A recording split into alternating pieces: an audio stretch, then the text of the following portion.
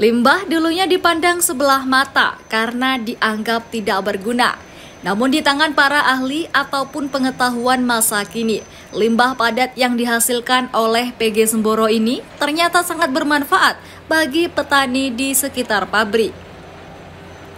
Sejumlah warga, terutama petani dari Desa Sidomekar Semboro, mengikuti cara pembuatan pupuk organik atau pupuk hayati. Pelatihan dan pengenalan pupuk dilaksanakan di Kebun Sukosari, Jatiroto, Lumajang sebagai bentuk tanggung jawab sosial lingkungan kepada masyarakat. Bahan pembuatan pupuk ini dari limbah tebu dan kotoran tebu dari penggilingan di pabrik. Selain menghasilkan gula pasir, penggilingan tebu juga menghasilkan ampas kulit yang digunakan untuk bahan bakar pabrik dan juga menghasilkan limbah padat atau blotong. Blotong atau abu sisa pembakaran dari tumang atau ketel kini diolah menjadi pupuk organik oleh para ahlinya.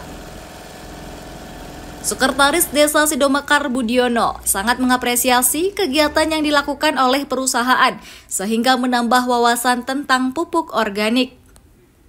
Apalagi sekarang warga sudah tidak lagi alergi melihat tumpukan blotong di mana-mana. Justru warga merasa senang karena bisa mencari jamur di tempat yang relatif dekat. Untuk tanggapan pemerintah Desa Sidomekar, saya sangat berterima kasih sekali kepada PG Semboro yang telah mengadakan pelatihan untuk terutama para petani untuk pembuatan pupuk yang terbuat dari limbah PG Semboro di Jatiroto kemarin gitu. Jatiroto atau mana itu? Nah, itu sangat berterima kasih kembali kepada PG Semboro. Semoga berlanjut di tahun-tahun berikutnya untuk mengadakan pelatihan-pelatihan terkait penanganan limbah atau yang ada di lingkungan Sidomekar. Harapan pada petani semoga dengan adanya nanti mungkin ada pembuatan pupuk, mungkin petani bisa MOU atau kerjasama dengan pemuda atau yang telah melakukan pelatihan nanti akan dapat menghasilkan pupuk organik mungkin ya.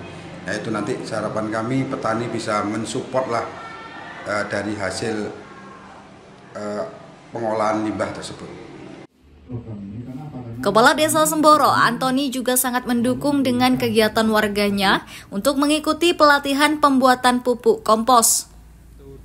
Terutama keikutsertaan Asosiasi Gerakan Petani Maju atau AGPM yang dimotori oleh Abduh.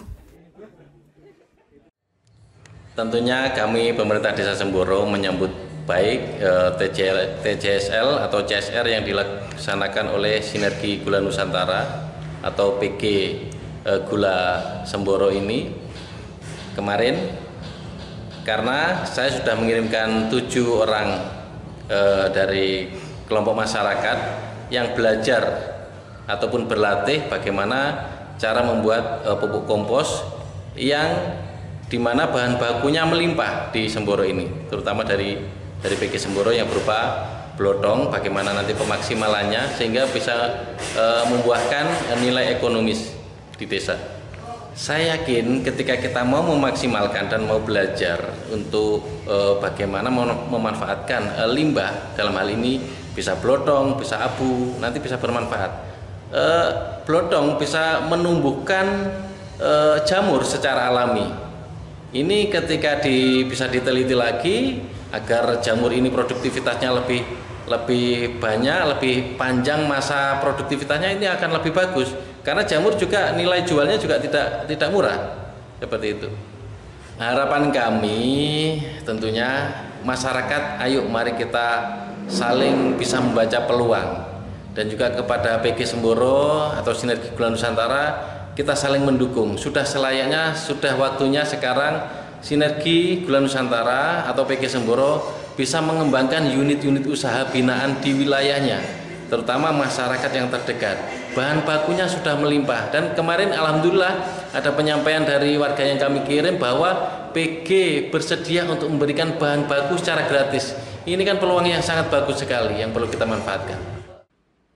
Dari Semboro dan Jatiroto, Sugito Jember 1 TV melaporkan.